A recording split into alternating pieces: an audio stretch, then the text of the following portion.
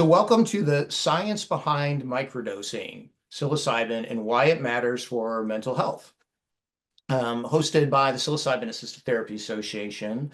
I'm Jason Burge, and here with my fellow co-founder Lisa Ritter. We started a Psilocybin Assisted Therapy and Association in 2020. We're a national organization whose mission is to promote the educated and informed use of psilocybin to address the mental health crisis.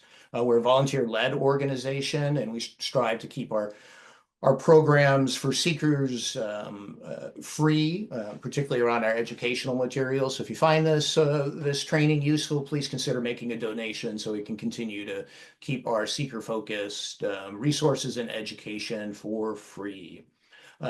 Before Lisa gets started with the introductions, some housekeeping. So this video is being recorded, and we'll be turning off the recording at the end before the open Q&A session. Primarily, first thing is just want to make sure that we are holding respect for everyone that's here, respect for each other. If there's questions that are posted, please be considerate and kind, and please be considerate and kind to Charity, who's here offering her time to educate us around microdosing and all the services that she provides. I do ask you to stay on mute. It's up to you whether or not you'd like to have your video showing who you are or not, but we do ask that you stay on mute during the entire time. Use the chat for questions only. If there is any discussions that need to happen, please do them directly with individuals or ask for people to share your contact information so that this way conversations aren't going on while the presenter is speaking. It can distract not only the presenter, but other participants as well. At the end, Lisa and I will review questions that you've posted in there and present them to Charity. After that, we will end the recording and open up to an open Q&A where we can talk about any other questions, and this way you won't be recorded because this will be put up and used online in our YouTube channel. As being a nonprofit and that is education focused, we do request that we don't discuss sourcing of substances. And while we may discuss options available in Colorado around their decriminalized law, please don't discuss on how to get options, how to get substances, where they can be found. We want to protect our status as a nonprofit and be able to keep our focuses on education. If there are additional questions, Charity will be providing her email and her website so that you could follow up with additional questions at that time. Really appreciate everyone being here, and I hope you have a great meeting. And Lisa, pass it over to you. Yeah, thank you. Can you hear me okay, Jason? Yes. Yeah. Yeah, so we have a popular subject today, and I don't know who's more popular, the mushrooms or Charity Mills and what she's got going on here, but I think she's also kind of a big deal. So I think that's both are okay. And their psilocybin assisted therapy services really aligned like the planets right now with us and really stood out like a light to us. So I bet she doesn't mind sharing the spotlight with a cute little mushroom in such a good company. So I wanted to say we met Charity and her husband and learned about Colorado teletherapy services and grow your own thoughts at Denver PsychCon, which is a psychedelic conference that also takes place in cities like Portland and Las Vegas, maybe other places. But going to that one I felt was pretty special. Oregon has the distinction of being the first state in the nation to start an official psilocybin service. But look out, here is Colorado. They've got something pretty good going on in Denver in particular for psychedelics, which if you don't know, you may learn more about today. Clearly, there's more going on in the Mile High City than, more elevation there than just being a mile high. So it was pretty special to meet them there and find out about their psilocybin assisted therapy program. I also want to say about Charity, she is dedicated to revolutionizing mental health care. She has a Master of Arts in Mental Health Counseling. She's a speaker, educator, and author of Grow Your Own Thoughts, Microdosing with Purpose. It's a book that I have, and I think it's a great guide for microdosing. She says the goal of microdosing is to change the current experience of life, which starts with changing your thinking. She has worked with over 300 microdosing clients. I think you even mentioned that might be more like 400 now. Yeah, it's over 400 now. Yeah. Individually, to date, there's a lot of information and a wealth of experience there. And as a clinician, she wants to empower individuals to see themselves as trustworthy and capable of making healthy personal choices for their lives. So with that, I just want to hand it over to Jerry. Thank you, Lisa. I appreciate that. Yes, we do have a lot of fun out here in Colorado. So for any of you that are not from here, feel free to come visit and check us out. It is a good time. But thank you, Lisa and Jason, for inviting me to be here today. And I appreciate all of you who have taken time out of your evening to show up for the group tonight. I am extremely passionate about this topic, which typically will come through in my presentation. So hopefully some of that excitement will rub off on you a little bit, and it'll lead to you being even more curious for your own life and how microdosing can be helpful, maybe not just for you, but for other people that you know, but really understanding the science of why it's helpful and how it's helpful, I think is really important. There's a lot of research out there about macro journeys and larger dose experiences, and those are things that we can maybe touch on a little bit in the Q&A if you guys have questions about that. But as a clinic, we really focus on microdosing. And the biggest reason for that is none of us just woke up one day and decided that we had trauma or decided that we had a higher level of anxiety than maybe we felt was healthy, or that we were in a depressive state or had been on 10 to 15 different psychotropic meds and none of them were working. So all of those things come over time. And so when I give lectures about science and about psilocybin specifically, I always start with the mental health component. So let's talk about why it matters and why it's even important. And I would love to do that if the screen wants to share. There we go. So if you didn't catch at the beginning, I have a master's degree in clinical mental health counseling, not technology. So we should be on a good roll now with being able to have the PowerPoint work. But let's talk about, why do we have a deterioration of mental health? When we talk about mental health, we can't separate it from the overall everyday experience of life because it impacts everything. Mental, physical, emotional, spiritual health are all connected. And when one of those areas is compromised in some way, they're always going to touch on each other.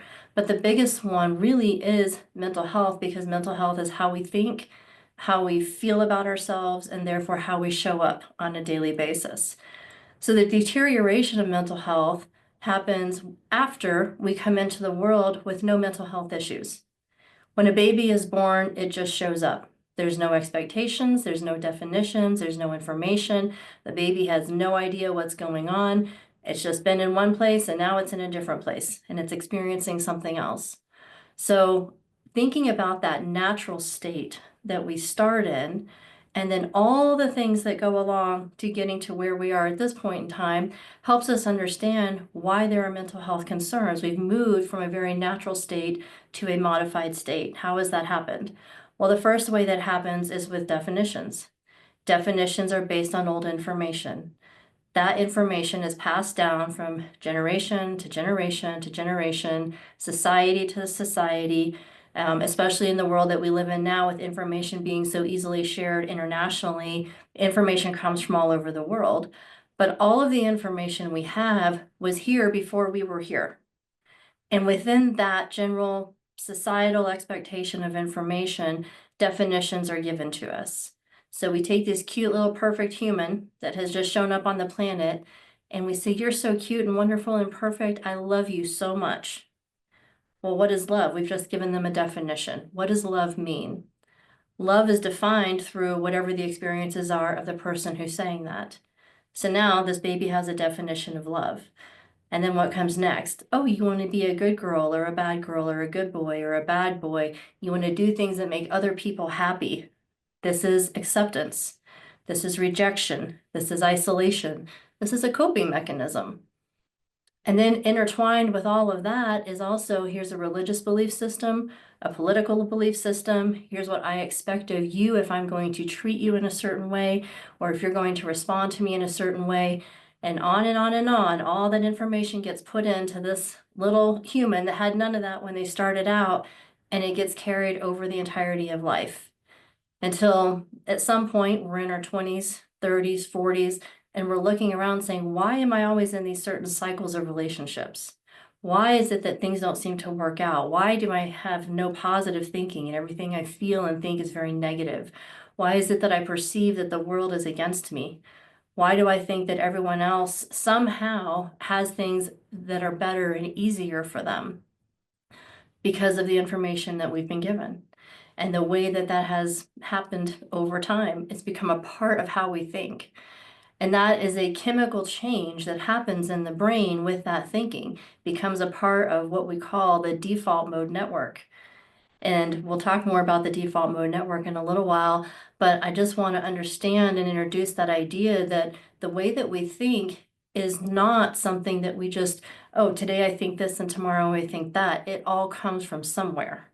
And that somewhere is very default unless we really stop and think about, where did this come from? One of the terms that gets thrown around quite a bit when we talk about psilocybin or other psychedelic macro experiences is the idea of death to the ego.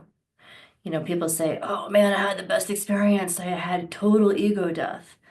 But what does that actually mean? If we look at what the ego is just an idea of the self. The ego is not tangible. We don't hold on to it. We can't touch it and toss it around and share it with friends.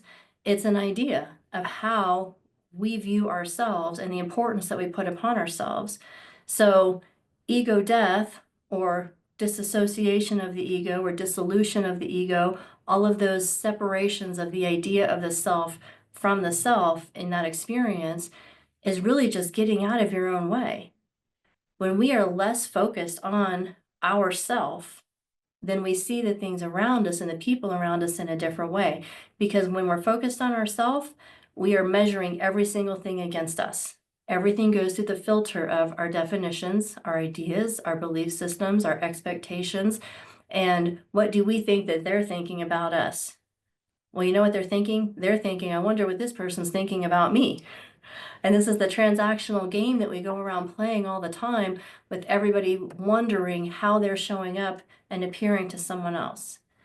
So the idea of dissolution or death to the ego is just removing that level of self-importance and self-awareness that we walk around with. Because if we don't remove that and we stay in all of our old thinking, then what happens? Stress, which is what high cortisol levels. It's what we call anxiety, which is increased blood pressure, increased heart rate, challenges in the ability to think and have rational thoughts, or even make a decision, analysis paralysis. I'm sure you've heard that term before. All of those come from a massive amount of self-awareness and a modification and moving away of that natural self based off of expectations.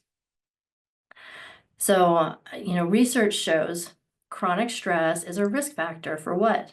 Depression, mood disorders, and what does it do to our brain? It creates structural and functional atrophy in two extremely critical areas within our brain.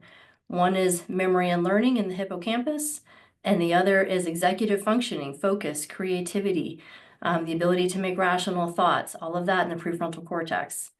Again, we'll talk about some of those in more specifics, but this is what stress does. Stress causes us to deteriorate on the inside. And stress, again, is something that we take on and that we create based on the environment that we're in and the information that we have. So, why do we have a deterioration of mental health? Because we're all living in a very self-aware society. We're measuring ourselves against everyone else out there, and we're doing it with information that's been given to us, rather than starting to really grow our own thoughts and think for ourselves. So what's the answer? Go to the doctor. Doc, I don't feel good. I have this thing we're calling anxiety or depression. I can't get out of bed. I don't have any energy. I can't focus. My brain never shuts off. Do you have a pill for that? Why do we want a pill for that? Because we want it to stop. It's uncomfortable. There is one thing that the body does not want. It does not want to be uncomfortable. I'm hungry, eat. I'm thirsty, get a drink. I'm cold, I'm hot. We're very self-aware beings. I don't feel good. It doesn't feel right. I don't know how I feel about that. We want to have these changes immediately. So, hey, where's a pill that you can give me that helps me feel differently? I don't like the way that I'm feeling. Change it immediately so I can continue showing up in the way that I've been showing up. That's what these pharmaceuticals have been designed to do, help us feel differently. Yes, they chemically impact the brain, but what happens when you try and titrate off of them? You feel super crappy because the body has adjusted to having an expectation now of having this pharmaceutical or this chemical that's been added on a daily basis. So not only are we using a coping mechanism, not only is it something that is not actually touching the root problem, but we have all of these side effects that go along with it. Tiredness, weight gain, sexual issues. This medication doesn't work anymore, so what happens? Now I'm going to take more. Let's increase the dose. Okay, well, you've maxed out the dose. Now we're going to add another medication, which adds more side effects. Oh, Paxil's not enough. Let's add some trazodone for sleep. That's not working. Let's add some Vraylar to try and get some mood balancing. Let's add some Wellbutrin or Celexa to that. There's so many different types of medications, and we just add on and add on and add on, and all of those have multiple side effects to them, one of which is suicidal ideation. So going in with depression and now I'm coming out wanting to actually kill myself, that's a serious issue. We've just accepted the fact that if someone in a white lab coat says, here's an answer to the problem, then we're just going to take it and run with it. Damage to the liver and the kidneys, flat affect, no emotion, on and on and on. I won't belabor this point because I know it's not lost on those of you that are joining today. Why? Because we need something different. So what do we have that is different? It makes sense that as natural beings, nature would have exactly what we need if we know how to use it appropriately. And that's the key. Nature has a lot of things for us, but we don't know how to use them. So let's talk about psilocybin just in itself first. Why psilocybin? There's a lot of psychedelics that have been brought to societal awareness, and some have even been brought to market. Ketamine is now something that you can go to a physician or a nurse practitioner or a ketamine clinic, which again would have a physician or nurse practitioner to prescribe it. You can get a dose of ketamine, you can have a psychedelic experience, you can even take it home and, get an inhalant and put it up your nose or get a pill for it. But that is a very different type of psychedelic than psilocybin is. And I'm not going to go into too much all the different types, but if we look at ketamine and MDMA first, 100% chemical. Why would we be taking something that's already chemical and not working and saying, let's just try some different chemicals? Let's look at what nature has just in its perfect form. Psilocybin is purely natural. There's nothing that needs to be done to it. You don't need to extract it. And with our practice, we actually recommend not extracting because you add heat and you add chemicals. So heat disintegrates psilocybin or degrades it, and chemicals, we just talked about how we don't want to add chemicals and have those in our body. So you can use psilocybin in its mushroom form as it is, use the entire thing, stem, cap, all of it. It all has psilocybin in it, and it is fully natural. The cellular structure of psilocybin, when it gets into our body, just to put a little bit of geeky science out there, because that's who I am, but as psilocybin metabolizes, it actually converts to psilocin. For the sake of our conversation tonight, I'm going to continue using the word psilocybin, but psilocin would be the active ingredient within that once it's metabolized within the body. The cellular structure, though, is so similar to serotonin that it perfectly fits our serotonin 5-HT2A receptors. Fits some other ones as well and stimulates others, but the 5-HT2A are really key. So what that means, what is serotonin? Serotonin is a mood-enhancing neurotransmitter. It does a lot of other things too. It impacts sleep, digestion, satiety, just general state of well-being. But when we really look down, okay, if we're looking at a general definition, serotonin is basically your mood enhancing neurotransmitter, kind of feeling good, feeling like you're okay with where you are in your place. The 5-HT receptors, 5-HT2A receptors are very key. That we'll talk about those a little bit more in a little bit. But the idea that this perfectly natural mushroom has a chemical structure that is so close to a natural neurotransmitter within our body that it perfectly fits that receptor, again, is just a reflection on the fact that nature has what we need as natural beings. Psilocybin influences other key areas of the brain that impact thought. What is it, to go back to what we talked about originally, what are we trying to do? We're not trying to just change the brain chemically. We need to change the brain chemically so that we can change the way that we think. We need things to slow down, to quiet down, to move out of that default mode. That's how we change the way that we think and how we're showing up. No side effects. People like to ask me often, well, what are the side effects, of taking psilocybin? There's not a side effect like there is with chemicals, with the pharmaceuticals, but there can be unwanted effects if you take a dose larger than what you are expecting to take. So when we talk about microdosing, which we'll get into those specifics more in our discussion tonight, it's a very specific dose that each person is looking for. If you take more than your microdose, you are definitely disrupting that serotonin system and you're going to have more of a psychedelic experience. So I wouldn't call that a side effect, but I would call it a potential unwanted effect. If you don't want to have a psychedelic experience, you're not going to be real happy that you took too high of a dose. So it's very important to know your dose and know your strain of mushroom. The strain matters. There's over a couple hundred different types of psychedelic mushrooms and psilocybin mushrooms specifically. Just because a mushroom is psychedelic does not mean that it has psilocybin in it. The red and white fairy mushroom that's really pretty in all the pictures and that as a society we definitely equate to a psychedelic experience is Amanita muscaria. That does not have any psilocybin in it. Definitely psychedelic, also has neurotoxic properties to it.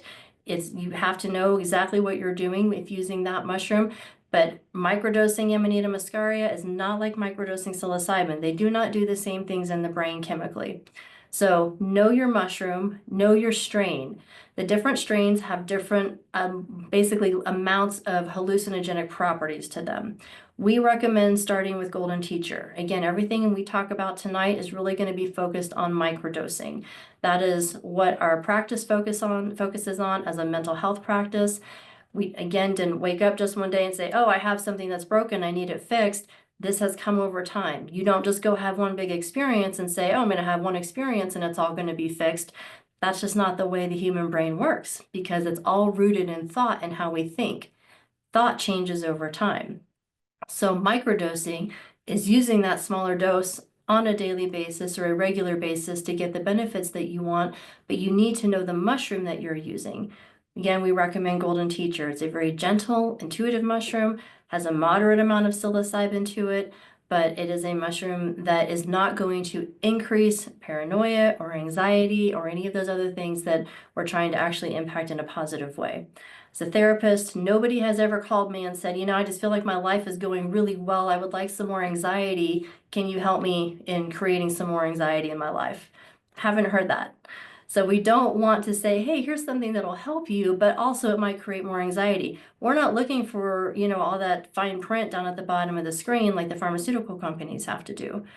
Psilocybin, when used appropriately at your personal individual dose, will be helpful to you for what I call the human condition. You don't have to have a mental health diagnosis of something to have psilocybin be helpful. You just have to be a human living on this planet who has been impacted by ideas, belief systems, definitions, and experiences. Although I am a licensed clinician, I am very slow to diagnose. A diagnosis is a label. That is not something that is absolutely helpful to people. Oftentimes they'll take that label on and instead of it being, hey, I went to a clinical mental health counselor because I'm struggling with feelings of anxiety, and yep, they said I have generalized anxiety. So now it's not just I have anxiety, it's, oh, that was my anxiety. Oh, that was my ADD. Oh, that was my bipolar. We start to personify these ideas of what? Definitions that have been given to us and take them on ourselves and make that part of our personality or part of our persona. We don't need to do that. So let's move away from the idea of a diagnosis and really just look at symptoms and how we're living and showing up in society today. So the strain matters. Golden Teacher is what we recommend starting with. There are other gentle intuitive mushrooms, but pick one, pick it from a source that is trusted, and start with something and start low. So if you reach out to me, I'm always going to say start with Golden Teacher. Last thing I'll say again about psilocybin, true healing. Psilocybin is not a coping mechanism. Psilocybin does things in the brain chemically that promote healing and long-term permanent change. So this is not a, let me get a Band-Aid and just feel better today. It is something that actually heals, creates new neural pathways, and changes the brain permanently. On that note, let's dig into the geeky part. Bear with me. I, again, get very excited about all of this. And part of the reason for that is that this is not a placebo. Again, a lot of the research has been focused on the larger dose experiences because of the efficacy that they have shown with some really severe clinical diagnoses in a clinical setting. If we back up from that, though, and look at how the human brain functions and how we live on a daily basis, it makes sense that smaller doses regularly would be more helpful, but the research has had a hard time catching up with that because it is very expensive to do research and you have to control variables. It is much easier to control variables in a large dose experience where a patient or a client is going to be with the clinician for 6 to 8 hours on a regular basis over a number of days than saying, hey, here, take this little, 0.1 of a gram and sit here in my office for the next few hours and let's try and track this. And then they go back to their life and then they come in again the next day. Controlling variables for microdosing is very challenging. So research likes to control variables. They want things to look a certain way. So there's not a lot of research about microdosing. What there is there's a lot of science about what psilocybin does in the brain. So let's talk about what some of those things are. Parts of the brain, the amygdala. Amygdala is in the back of the brain. Fight or flight and fear generally arise from the amygdala. It's very emotional. A lot of the hypervigilance and the what we'll call anxious feelings that we live in stem from that heightened blood flow to the amygdala. Interestingly, SSRIs and SNRIs, so both of those are a selective serotonin reuptake inhibitor or a serotonin norepinephrine reuptake inhibitor. Both of those would be kind of your classic anti-anxiety or antidepressant medication classes. Both of those increase blood flow to the amygdala. The thinking within that is if we get people out of this heightened blood flow to the amygdala and just increase blood flow, now they're in a flattened emotional state. And if we think about the side effects that we looked at a little while ago on the pharmaceutical page, one of them was what? It was a flat affect. I feel like a robot.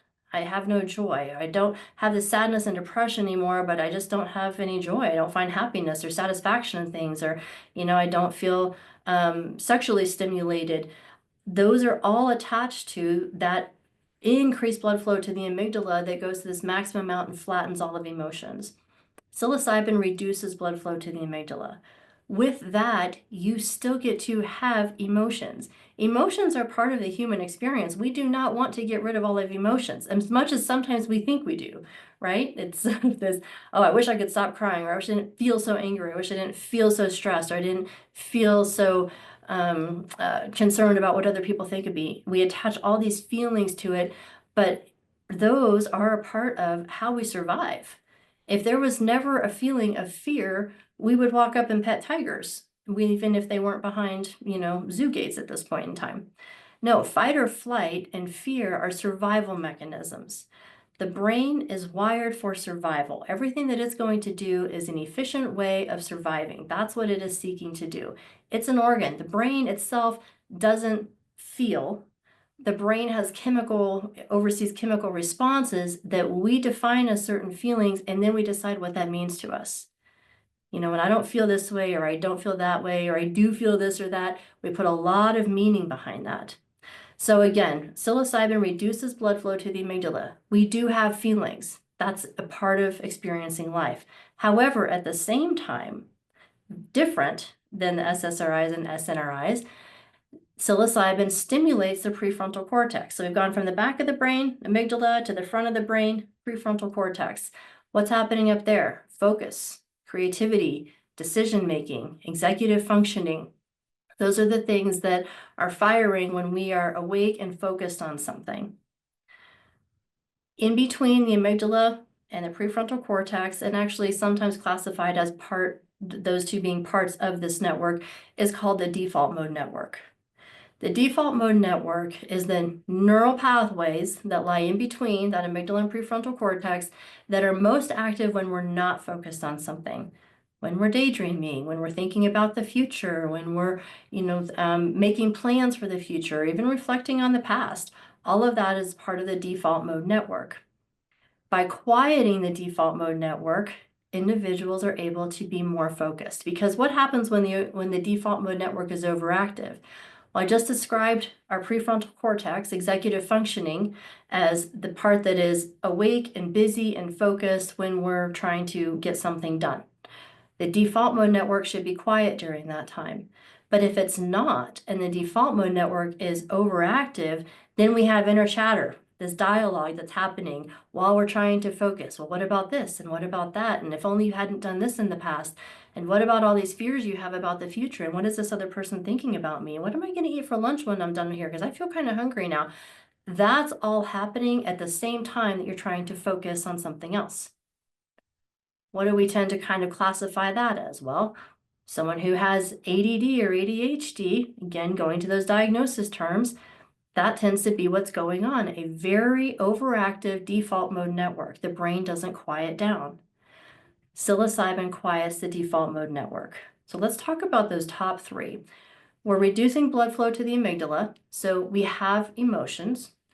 We're stimulating the prefrontal cortex, more focus, more creativity, higher executive functioning, decision-making, and we're quieting the distracting default mode network while we're trying to do other things during the day. It doesn't make the default mode network go away. We want daydreaming and all of that to be there, but we don't want that there when we're trying to do something else.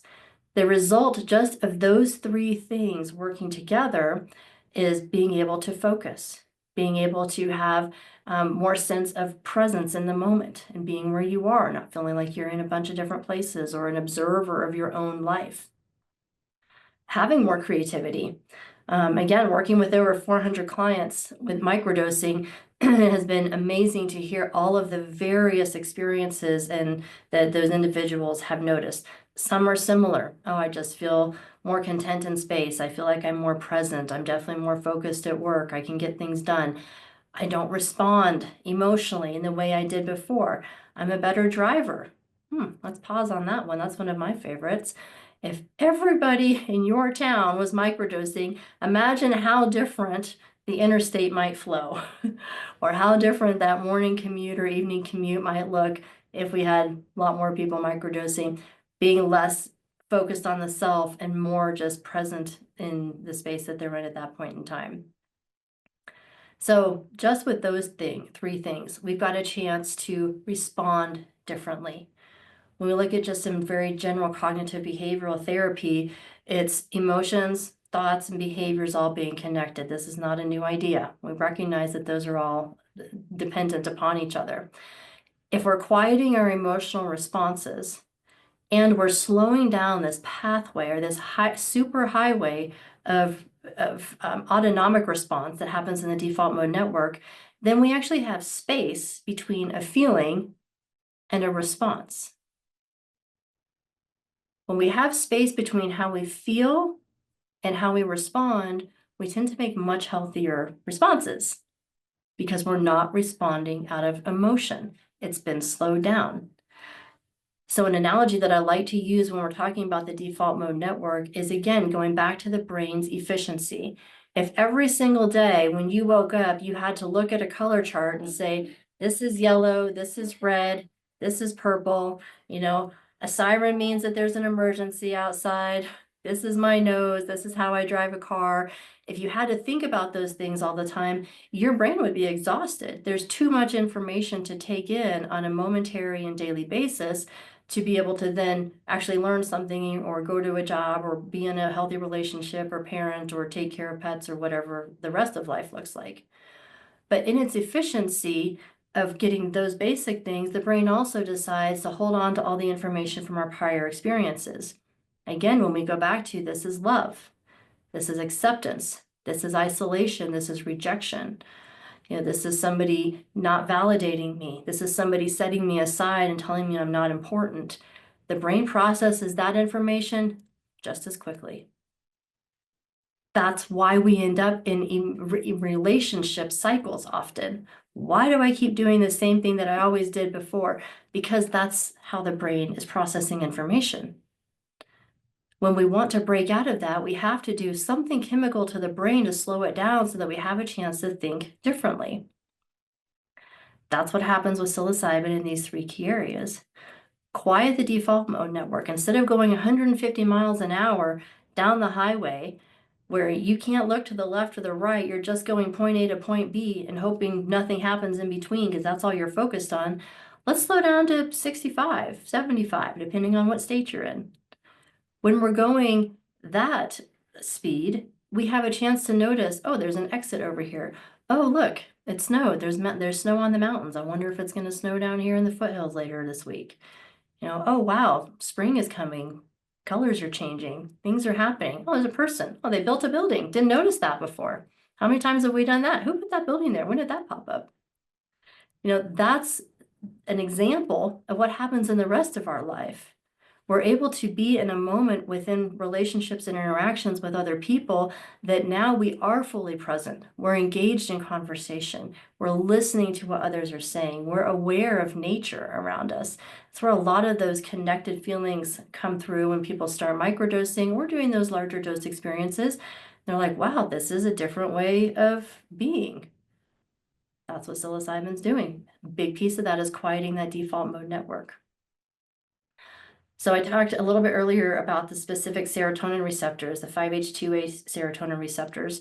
Again, this does not create serotonin because it's psilocybin, but it stimulates that serotonin receptor, so it influences the same things that serotonin will influence: our mood, perception, cognition.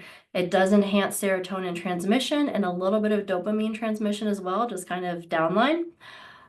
We talked about the hippocampus before and how stress impacts the hippocampus. Super interesting research that it impacts hippocampal dependent learning, extinction of fear conditioning. What does that mean? We learn what we're afraid of. And within the specific research that they were doing and looking at fear and exposing people to things that they had been fearful of previously, it showed that with psilocybin, it quieted the hippocampus in a way that people were able to sit with something that had been previously fearful and not have that emotional response. That memory, that learned fear that had happened was dissipating.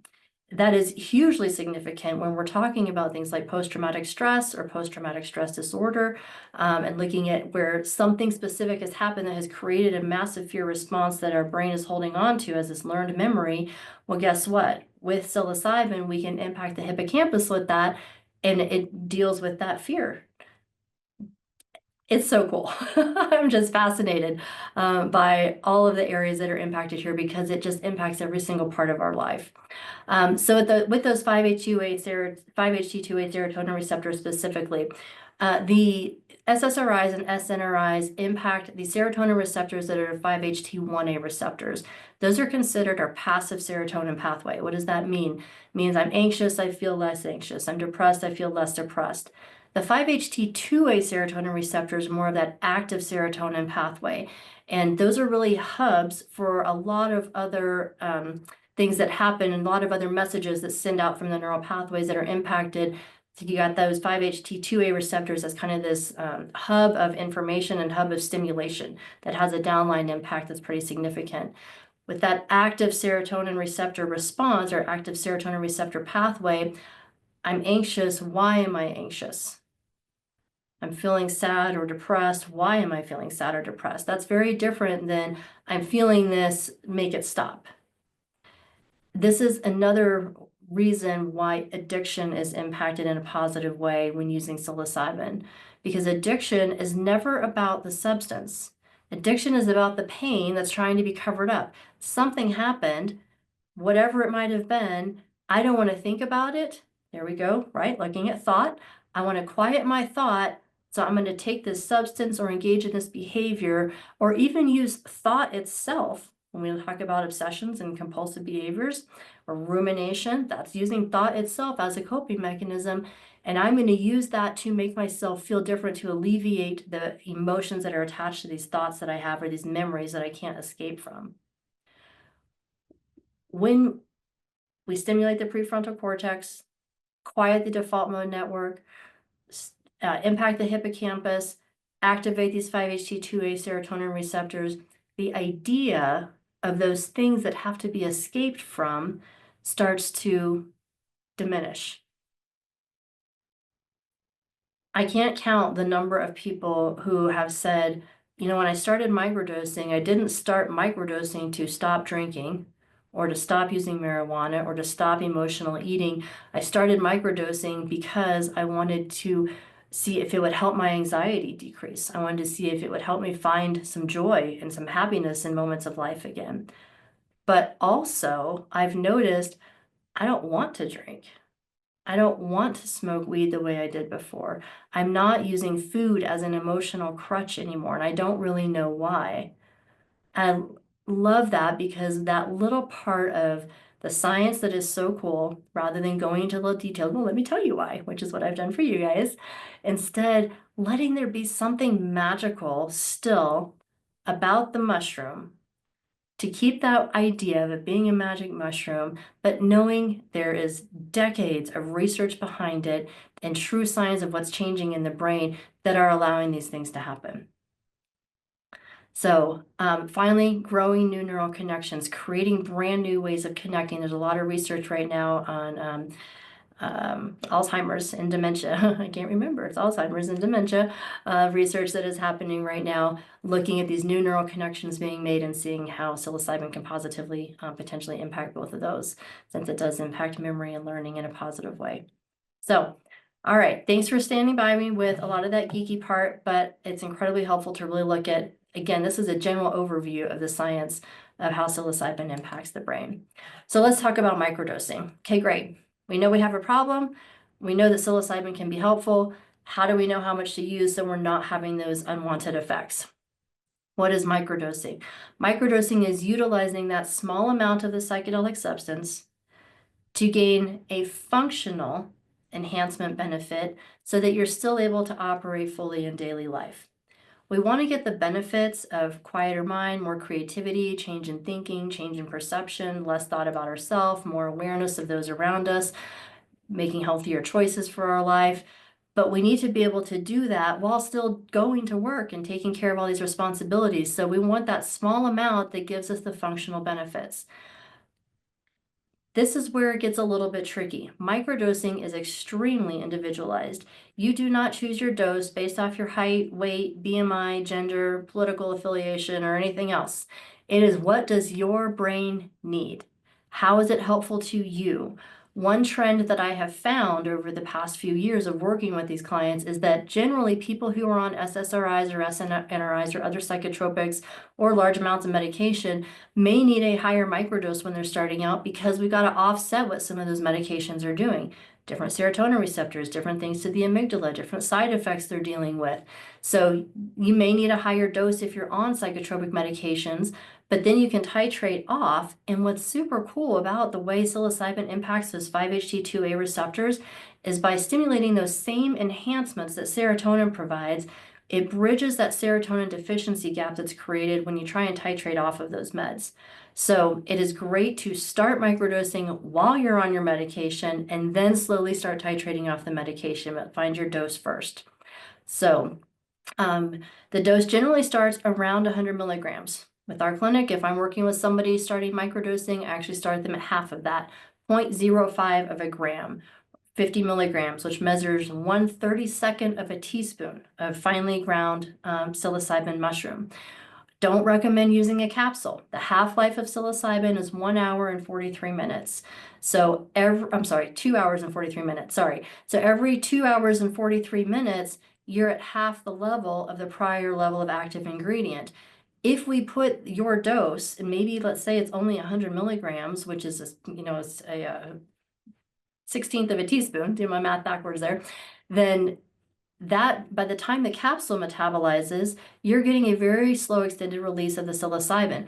It's going to metabolize at different rates. Take your ground powder, take it in your full dose, get that full benefit. So we don't recommend putting it in capsules. But start low, you can always increase.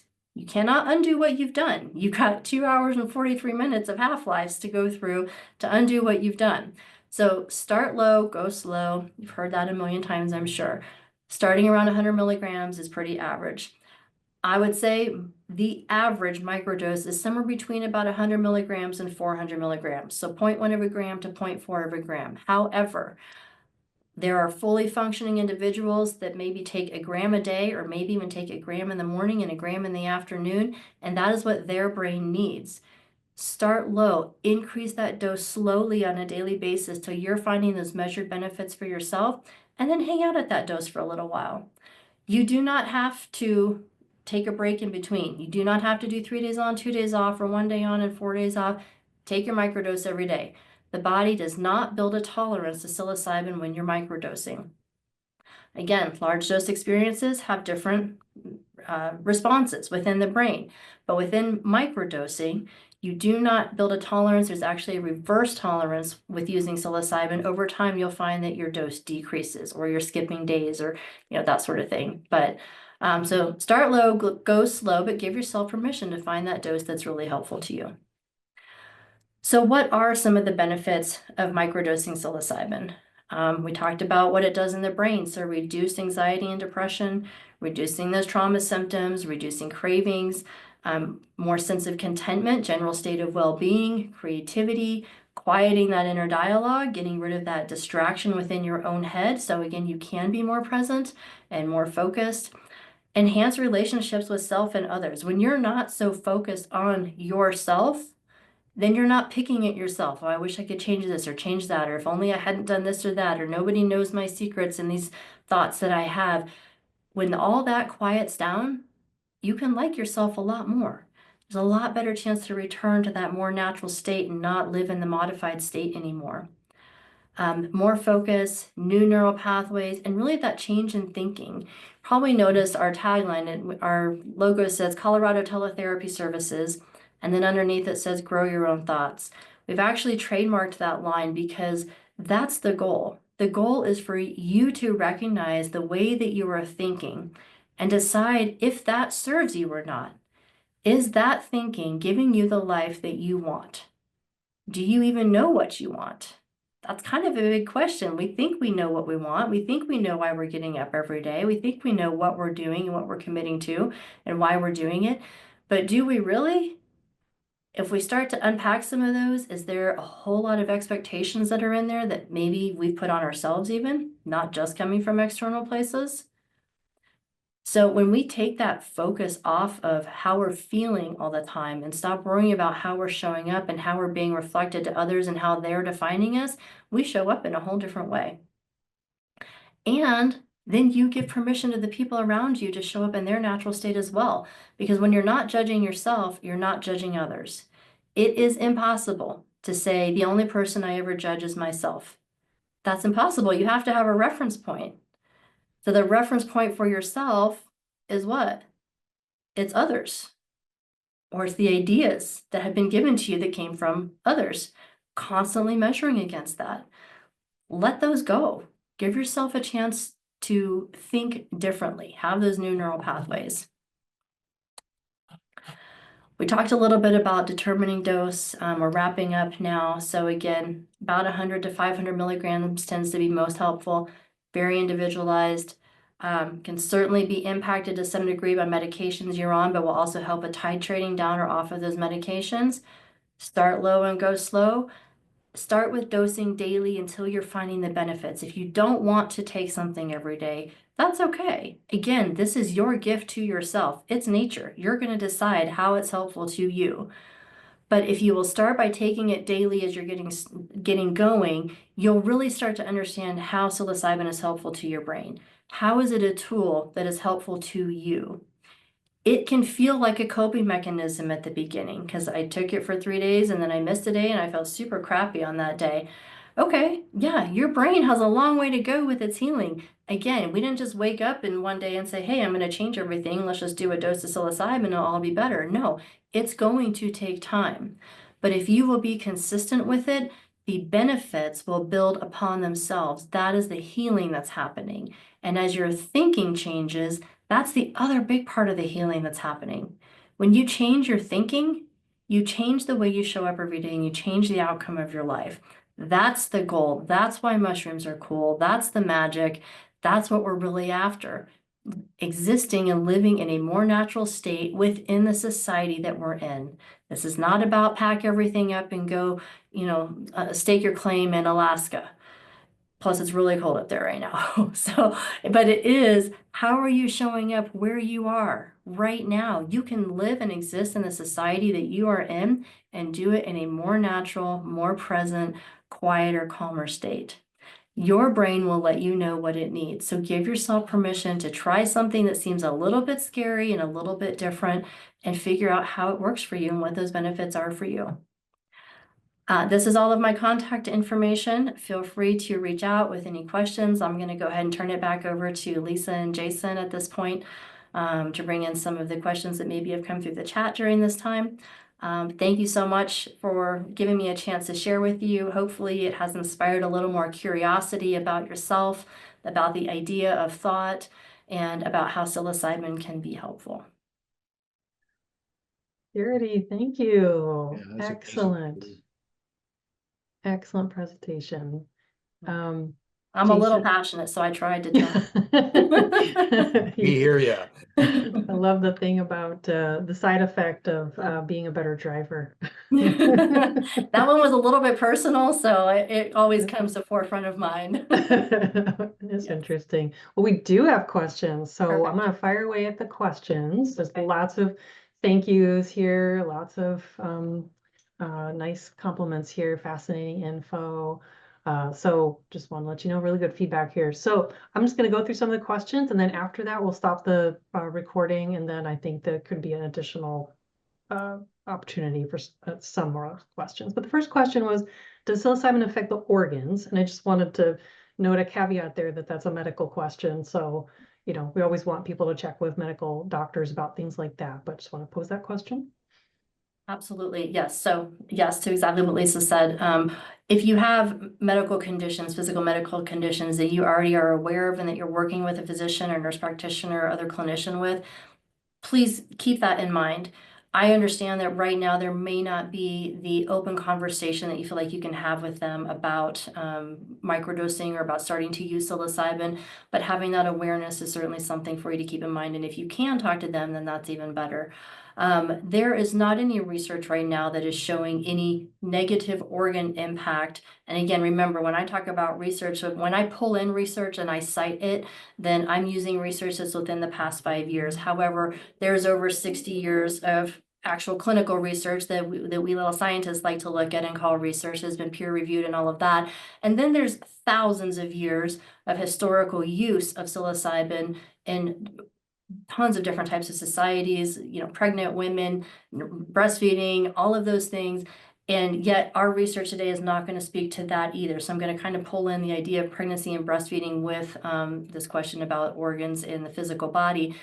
The areas that we don't have research on right now, that's where we look to history, because history will not only tell us what has happened, but what has not happened.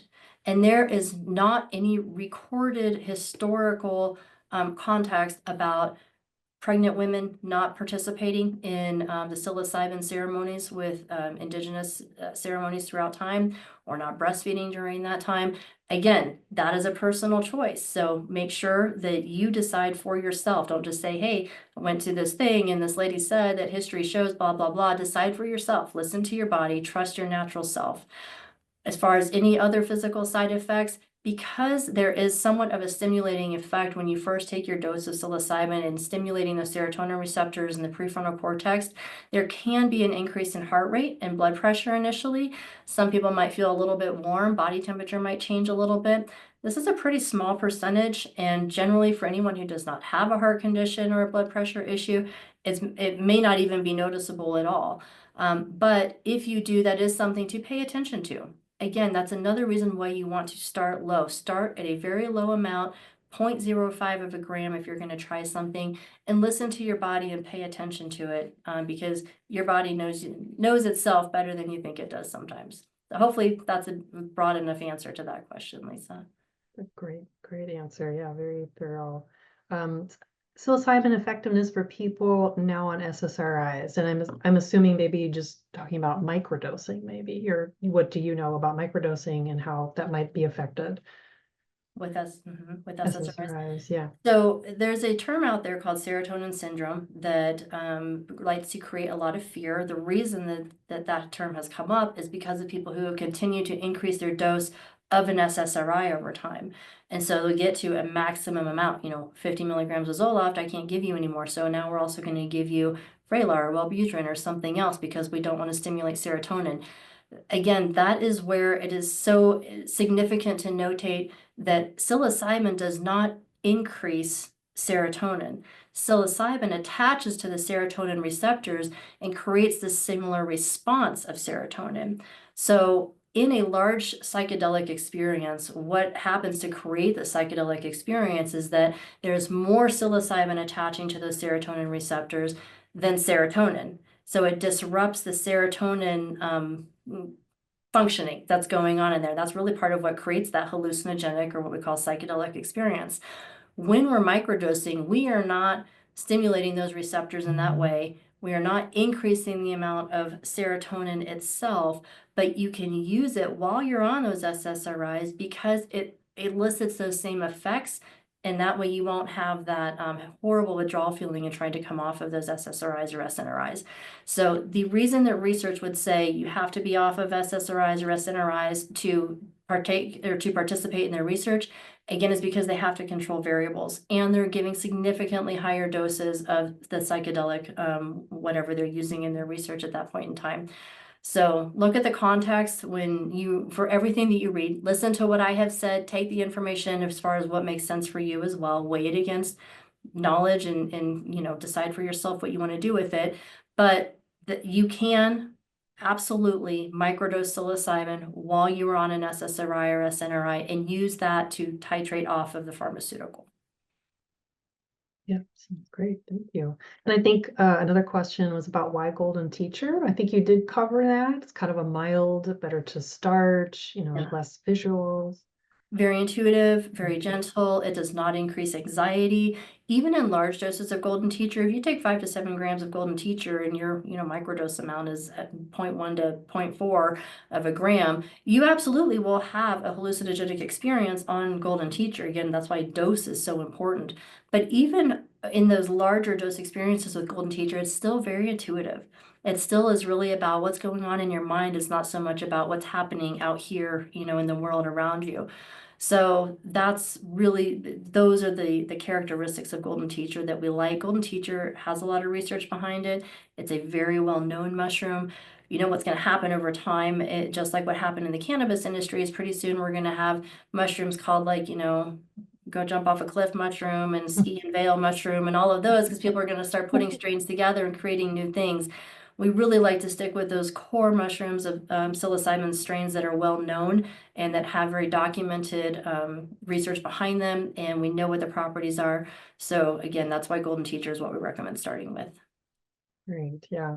And lots of questions starting to happen around shipping things and sourcing things. So I just want to remind people that we're kind of focusing on education today, and that's a conversation that can be kind of in a different arena here. We have a question about learning to be content and peaceful with being alone. Is there any research or anything that helps with learning something like that?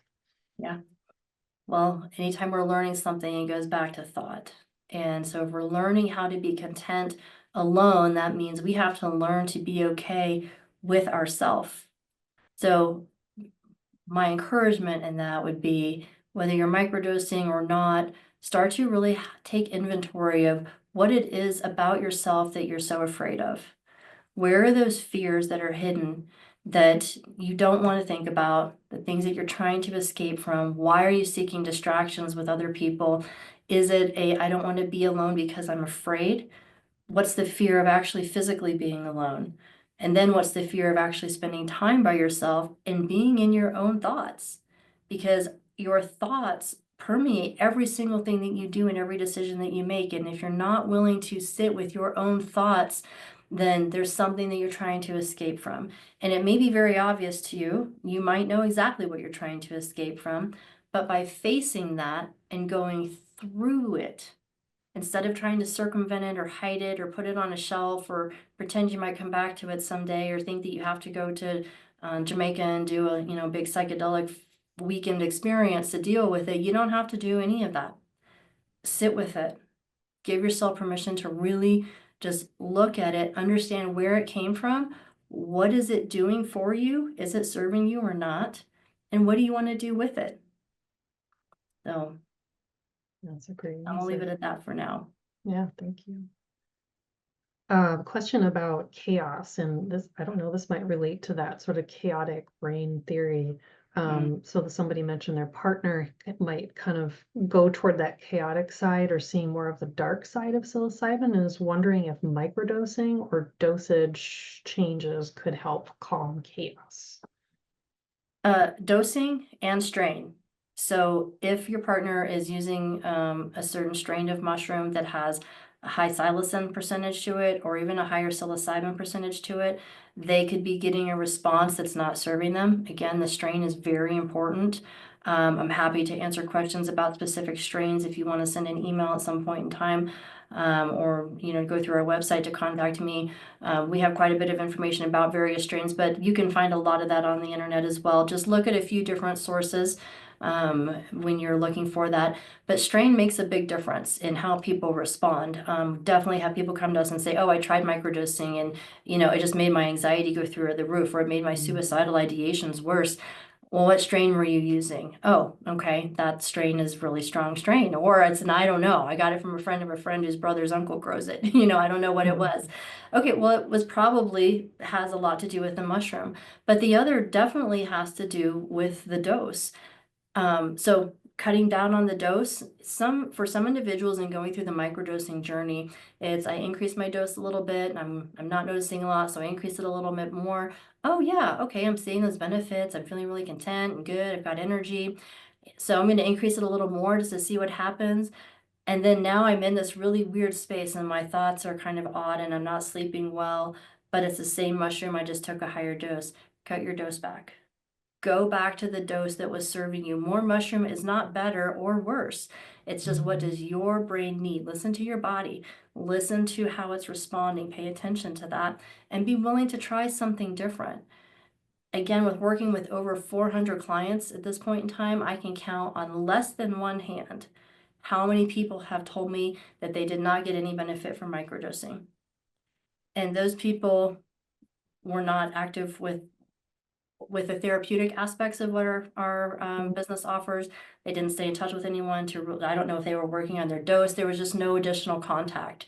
It was just, an email or a text of, hey, I'm going to discontinue. This isn't working for me. Okay. I always ask, is there something else you want to share? And then, no response. So I don't know, but that's a less than 1%. Over 400 clients, less than 1% over almost 4 years now have said it doesn't do anything for me.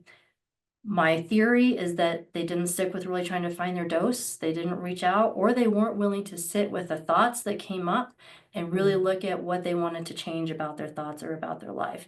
That can be the scary part of microdosing. Your thinking is going to change. If you microdose, it's going to change. You can't get around that because it's impacting the brain in such a way that we become more aware of our thoughts. If you don't want to have that awareness and you're not willing to go through that part that can feel really painful for the healing, then that's a decision that you make, but recognize that that's a decision that you're making. It's not because the mushrooms are broken, and it's not because the dosing wasn't there, it's because you didn't want to, and that's okay. If you make that decision, that is your decision to make, and that's okay. But recognize that's a decision you're making, and then maybe decide in the future if there's a time you want to come back to it. But with chaos in the mind, it is impossible to be using psilocybin in a really appropriate way with appropriate strain and not have that inner dialogue and that inner chaos start to subside in some regard. So Yeah, it's a big question too. Like, that's a great answer. What I'm gonna do is just try to get through all the questions in the chat and get through, like I see a hand raised and things like that. And I'll probably just try to consolidate a little bit because you did mention that you're happy to talk with people about strain identification and things like that. So I might have to kind of pass through those. Is there anything you know about memory loss and microdosing? I'm assuming that that would be as far as regaining memory or memory I think enhancement? so. I Okay. think so. Yeah. Yep. So again, really cool research right now happening about dementia and Alzheimer's because of the new dendrites that are forming at the end of the neurons to create those new neural connections. Also, when we talked about the hippocampus, that's where learning and memory reside or kind of stem from again. So a lot of healing that's happening there, that learned fear that can be reduced. So I would say research is going that way. I have a good cluster of what I call the older and wiser clientele because I learned so much from them and I love that they share so much of their experience with me. But they have definitely seen an improvement, especially in short-term memory, and starting to get more and more people that are reaching out that, my friend so-and-so said to reach out to you because she's remembering things. She went to the grocery store and got everything on that she had wanted to get, on her list or whatever. So, from what I'm going to call the research side, there's a lot happening, which to me, when we start to see multiple research articles coming out, multiple sources starting to really focus in on these areas, that means they are finding things that are saying, yes, there is something worth continuing to research here. There's more research to do. Positive things are happening in this. So I would say that the research trend is definitely showing us that there are benefits there, but also certainly on the microdosing side with a person-to-person individualized experience feedback that I've received, definitely seeing benefits in that short-term memory and a lot in that focus too, because we tend to forget things because our brain is so busy. It's not that we've actually forgotten it. It's that we just get distracted. We're like, oh, Twitter over here and TikTok over here and a squirrel over here and I'm driving. And, then we're like, oh, I don't even remember where I was going. So so that's something to keep in mind as well, that memory isn't always a chemical deficit. Sometimes it's just the mental state that we are in. So Yeah, benefits can there. can definitely depend. Yeah, lots of questions about things like there's a couple of questions about hormone related mental health diagnoses like premenstrual dysphoria or menopause. Don't know if you know anything in particular about that in relation to microdosing. So there is some good information about that specifically. I have not followed as much of that research at this point in time, but I know it is out there. What I can say is that when our cortisol levels tend to go up, then that's when norepinephrine goes up. When we look at so again, cortisol being our stress hormone, when we look at how psilocybin impacts the body and we're reducing stress, we're also reducing that stress response. And we're reducing the amount of the affiliated neurotransmitters that go along with that. When we circle over to women's hormone cycles, when estrogen goes down, cortisol goes up. And so a lot of female clients that I work with will increase their microdose during their premenstrual week because that's when the estrogen tends to go down, the irritation, all of that goes up. And that can be a nice offset to increase that dose a little bit, just symptom related during that time. So when we talk about menopause and some of the other hormone related things, I am not an expert on that. I don't have as much information about that, but I have seen snippets of it. I know there's some good information out there. So if any of you that have asked questions about that have some specific questions, please send me an email. Happy to do a little bit more research for you. Obviously, there's other resources out there that you could look at as well if you don't want to wait for me to get back to you. But I would say that there are people that are researching that specifically, and there is more information out there. Yes, yes. We have a lot of research-based questions about specific diagnoses and things like that, addiction. And so I want to invite just echo that you said people can reach out to you, they can reach out to us as well. If there's things that we can share or direct you to, we would do that. What do you think about powdered psilocybin being stored in the fridge for a long time? Is Do that not put it in the fridge. in the fridge? Okay. Nope. So psilocybin wants to be at room temperature. It actually prefers to be warm over being cold. So when people come and say, oh yeah, so-and-so gave me a bunch of mushrooms, and I stuck them in my freezer, I'm like, well, you just degraded the psilocybin quite significantly by putting it in the freezer. So better to be a little warm over cool at all. Do not store it in the refrigerator or in the freezer. Room temperature in the dark is most ideal. So if you have a dresser drawer or a safe at your house or a top kitchen cabinet, something like that, that's the best place to store powdered psilocybin. Also consider not having it all in powder. Just have in powder what you need for maybe 30 days or so. It will certainly store significantly longer than that. Yeah, you can store powdered psilocybin for, I would say, up to about 9 months or so, maybe 6. Whole mushrooms can be stored 9 months to a year. If they're vacuum sealed, you want to keep the air out because the air is really what kind of kills the psilocybin when it's being stored. But keep it in that whole mushroom form until you're ready to use it. Then grind it into powder and have 2 weeks to 30 days to 60 days or whatever in that ground powder form. But that's another reason we don't recommend capsules, because you're going through all that. It's not just it is the metabolization really first and foremost. But again, just grind what you need. Put it in a tea, put it in a bite of peanut butter, or bite of yogurt, put it straight in your mouth and drink some juice. You do not need to add lemon juice to it. That lemon tacking, I'll just touch on that real quick because that might be a question that comes up. Large dose experiences. You do not need to lemon tack a microdose. We're not trying to get that hit. What the lemon tacking does, which for people that might not know what that is, it's basically soaking the mushroom in lemon juice prior to taking it, and it makes a reaction that has the psychedelic aspects set in a lot faster.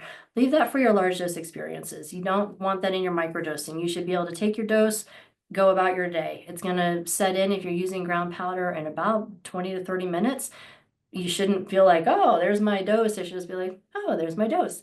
You don't need to lemon tack a microdose, but keep your mushrooms. If you have whole mushrooms, if you're growing your own, or if you're obtaining whole mushrooms, keep them in whole mushroom form until about 2 weeks to 30 days before you're going to use them, and then grind them into powder. Room temperature, preferably in the dark, is how they want to be stored. Thank you. Yeah.